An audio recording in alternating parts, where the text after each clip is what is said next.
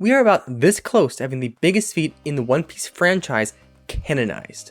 Hello Internet, Jojo here, and today we're going to talk about why the last panel on the last page of the most recent chapter of One Piece might mean that the biggest feat in the One Piece franchise is canon. You see, Stussy, that's a weird name, it's hard to say. It turns out that she has some sort of demon vampire devil fruit, or we can assume, just from the appearance. Now, maybe she actually is some sort of demon vampire lady, but you know, in general, you can assume it's a devil fruit. And in the entirety of the One Piece franchise, there's only one character who I can ever recall having anything similar. Patrick Redfield. Now, if you don't know this character, well, I wouldn't blame you. He's a villain from a video game, Unlimited World Red. Now, in this video game, he is repeatedly stated to be a legend on par with Gold Roger and Whitebeard, but we don't hear about him because he tends to be introverted. He's an introvert.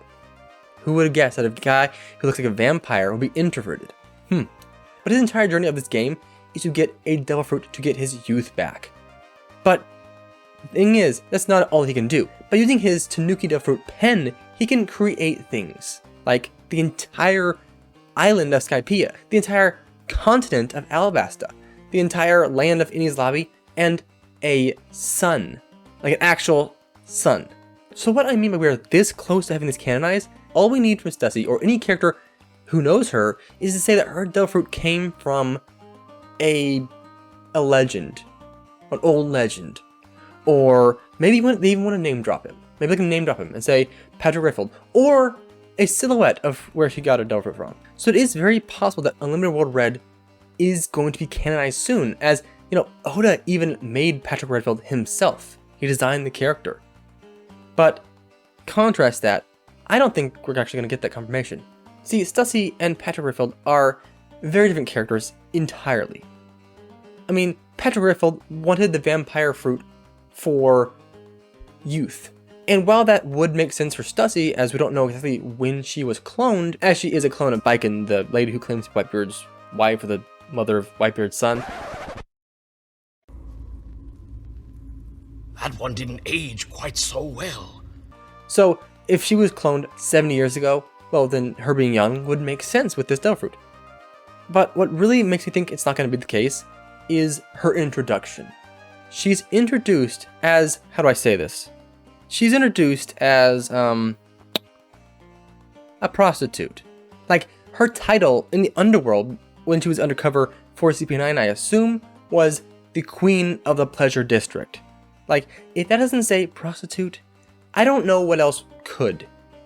So, this makes me think that this devil fruit, as weird as it sounds, is going to be the Bat Fruit model succubus, or something like that, a demon of sexual energy. And while that might seem really, really freaking weird for One Piece, because One Piece generally doesn't have a whole lot of that kind of stuff in it, relationships, sexual content, but I mean, when you actually look at it from a different point of view, there's a lot of that stuff in there. So this wouldn't be too far from the truth, especially considering how Stussy was introduced in the story.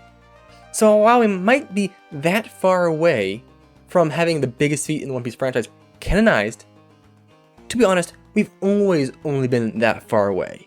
Even before this devil fruit, all we needed was someone to say something like the old legends and then have a silhouette of Patrick Redfield, Whitebeard, and Roger in the background. That's all we needed. So we've always been this close. Stussy and her transformation just kind of brought it to the forefront of my mind.